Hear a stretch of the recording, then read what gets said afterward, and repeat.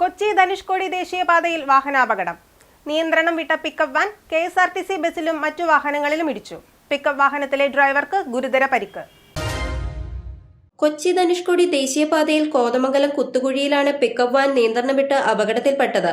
അടിമാലി ഭാഗത്തു നിന്ന് വന്ന KSRTC ബസിൽ വാഹനം ആദ്യം ഇടിക്കുകയായിരുന്നു. പിന്നീട് പച്ചക്കറി വാങ്ങാൻ വഴിയരികിലുള്ള കടയുടെ മുന്നിൽ പാർക്ക് ചെയ്തിരുന്ന മൂന്നാറിലേക്ക് പോവുകയായിരുന്ന നിലമ്പൂർ സ്വദേശിയുടെ ജീപ്പിലും ഇടിക്കുകയായിരുന്നു.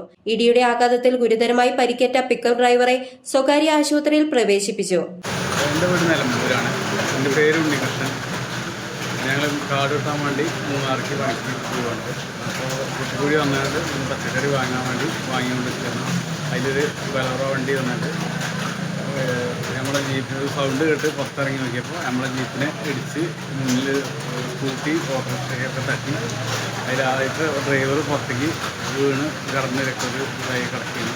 പിന്നെ നമ്മൾക്ക് പച്ചക്കറിത്തെ കടയത്തെ ആൾക്കാരൊക്കെ അവരെടുത്ത് ഹോസ്പിറ്റലിൽ കൊണ്ടുപോയി ഇതാക്കി. അത്രയൊക്കെ അറിയുള്ളൂ.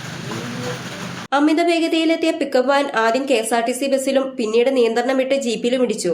ഇടിയുടെ ആഘാതത്തിൽ നിരങ്ങി നീങ്ങിയ ജീപ്പ് ഒരു സ്കൂട്ടറിലും ഇടിച്ചു. മറ്റാർക്കും വലിയ പരിക്കുകളില്ല. പിക്കപ്പ് വാനിന്റെ മുൻവശം പൂർണ്ണമായും KSRTC ബസിന്റെ മുൻവശം ഭാഗികമായും തകർന്നു. മീഡിയ സൃഷ്ടി, കോതമംഗലം.